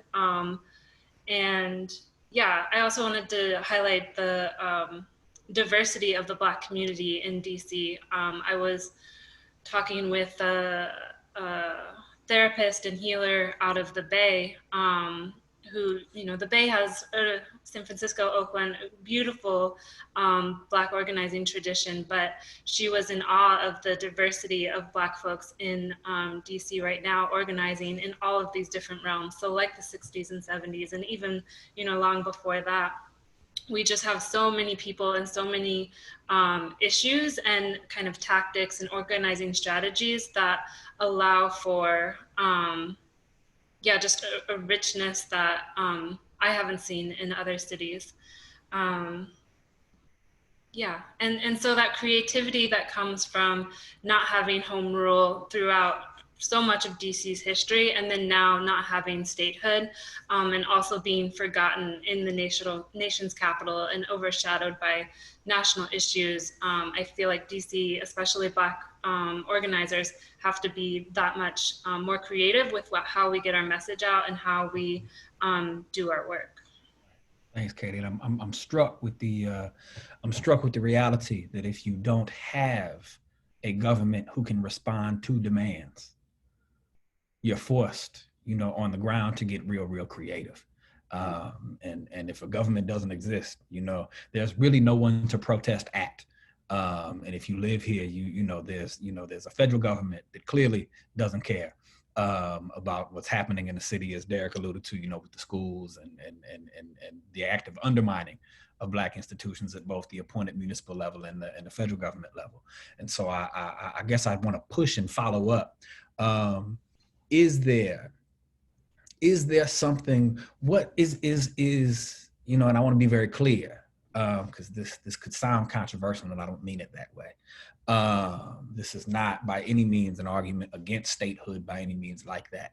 But I do want to ask the question, might DC's very specific history in relationship to the country and its lack of democracy, if we look back on it and this conversation we had today about these institutions created, might we be able to see in the way that racist oppression is played out in the United States, might we be able to see a creative source of strength specific to DC around, I think about the old Black folk saying of making a way out of no way. And DC residents literally being forced to make a way out of no way, because there was no government to demand things from.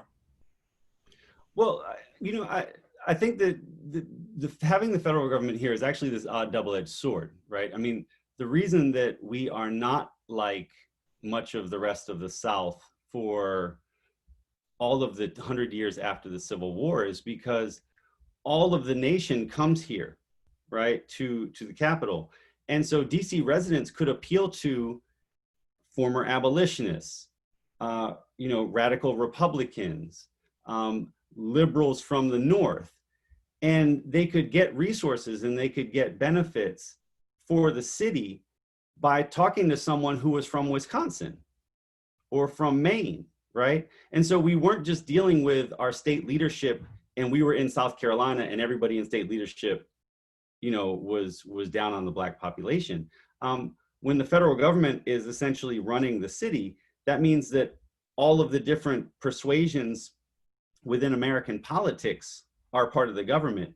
And you just hope that you can appeal to the ones that favor you, right? I would also say that all those people have staff, right? And so what you also have is, really important labor organizers, housing organizers, again, abolitionists, radical Republicans who move to the city and join with local people. And these folks are Black and white, right? And they join with local people to assist local folks to advocate for their needs, right? And so the federal government, is absolutely, for much of the period that DC is in existence, staffed by horrible racists who treat the city like garbage. But it also has people within its ranks who believe in human equality, who believe that DC residents should have democracy. And every once in a while, those people get the upper hand, like during Reconstruction, like during the liberal reforms of the civil rights and Black Power movements. And they're helping the city, essentially, in people in the city to achieve their ends. And so that's important to recognize as well. Thank you, Derek. Samir, Katie, any other thoughts on the source of creativity? Yeah, I mean, I think just to at the risk of restating some of what we were saying earlier, just make the point too that because we're the nation's capital, there have been also, DC has been a kind of a laboratory for better and for worse in various kinds of ways since its establishment. And so there have been, both from the ground up, but also the top down, kind of opportunities to be creative, oftentimes with devastating consequences, like urban renewal, where Southwest DC becomes an early experiment in what that's like. But I think that fact, again, that contradiction, if you will, but also that opening, that possibility for DC to be a kind of a laboratory, has also meant that there have been opportunities in the midst of those experiments to think anew about what the possibilities might be, and also to devise strategies in response to what may have been poorly thought through or, experiments with negative consequences. Like, I think that the ability to respond to that has been part of the genius of DC's organizing tradition. And so I really think it is that kind of double-edged sword that Derek is talking about. And that it has come with all of that baggage, both good and bad, about being a site of experimentation and creativity. Mm-hmm. And I think more to that, we do have the eye and ear of the nation and the world because we are the capital. And so, Marion Barry and so many others before him and still today can go to the Capitol and talk to, like you were saying, Derek, representatives and federal employees and have that kind of like direct relationship and impact because of our location. And I think as organizers, even today, we know that we have that attention and we're able to like use that to our advantage to say like, okay, this is what's happening. And we are often the ones being experimented on, such as, stop and frisk and jump outs. And so if this is happening here in our city, it's going to come to your city soon. And how can we, be more vocal because of what we're learning in the Capitol. Thanks, Katie. Derek and Samir. Does anybody have any last thoughts they wanna offer or share? I'll just add this. There's a rich history here, and it's been written about. And so I encourage everyone to check out Ann Valk's book, Radical Sisters. I encourage everyone to pick up James Foreman Jr.'s Locking Up Our Own. Mm-hmm. I'll put in a plug for Chocolate City, Amanda Huron's book, Lauren Elizabeth Perlman's book. I mean, there's some good stuff out here. And, as we've talked about, the beauty of a lot of these DC activists is that they were dreamers. I mean, Courtland Cox, a SNCC veteran who comes to the city in the 1960s, he becomes really part of Marion Barry's administration. At one point during the Black Power movement, he was trying to figure out how he and some of his SNCC comrades could start an oil importing business because no Black people had ever done it, right? It's this city that for the first time, largely when it starts to float bonds, and it desegregates the group of lawyers that process municipal bonds. I mean, Marion Barry basically says if we're going to have a bond, we have to have Black lawyers working on it. So he tells all the houses that worked on bonds, you better have some Black lawyers to do this. I mean, they're thinking really seriously about getting Black folks in the room. And so, you know, the beauty of that is that if you look deeply into these folks' stories, you can find some really interesting ways of reimagining this country and American democracy. And so please pick up all those books, check it out, and start getting crazy out there and changing this city and this nation. Thanks, Derek. Derek, you want to give us your Twitter handle or anything folks can do to follow you before we get out of here? Sure. Please check me out at GD Musgrove. You can also go to Facebook and look up the title of my and Chris Myers-Ash's book, Chocolate City, A History of Race and Democracy. And I'll be having information there about the map. And so, yeah, please do check me out, and would love to talk with any of you offline, because I know there were a lot of questions we didn't get to. Thanks, Derek. Samir, any last thoughts and any social media information you want to share with folks? I mean, I think Derek summed it up incredibly well. You know, I think just from our side at the Anacostia Community Museum, you know, we'll encourage folks to check out our Right to the City digital exhibit, our incredible archives, which houses some of this great history, among other institutions in the city that do that similarly.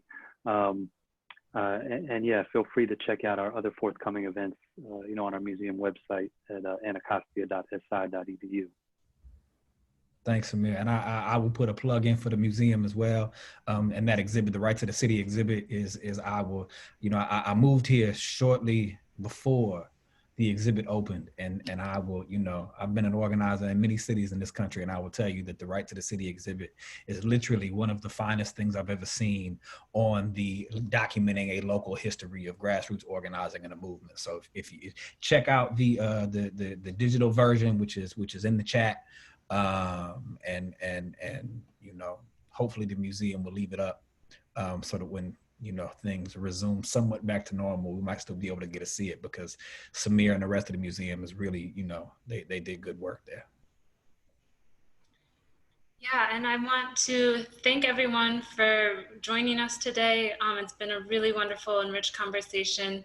Again, we are having another one this fall, and just want to continue this conversation, especially as I know that so many of you are also activists or organizers currently or formerly, and we just want to hear from you and build with you and connect you to everyone else who was a part of this conversation tonight and the other audience members. So our future events will be more interactive, and we're trying to learn how to do that virtually.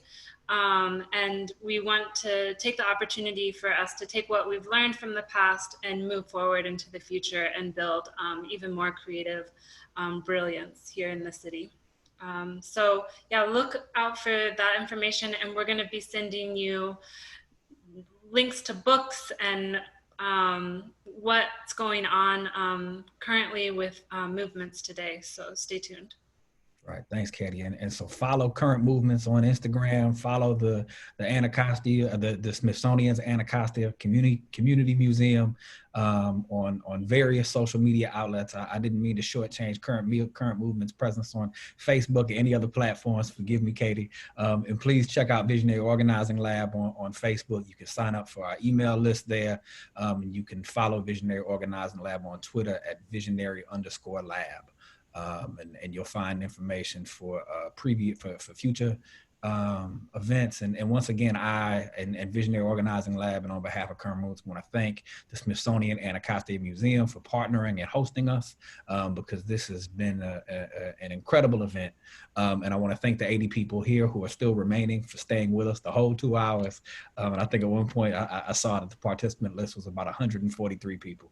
And that's a thank you for hanging with us, and look forward to seeing you all in the future. And once again, thank you, Janelle, for the tech setup, and Paul for your infrastructure support. Thanks, everyone, and have a great night. We'll see you next time. Get home safely.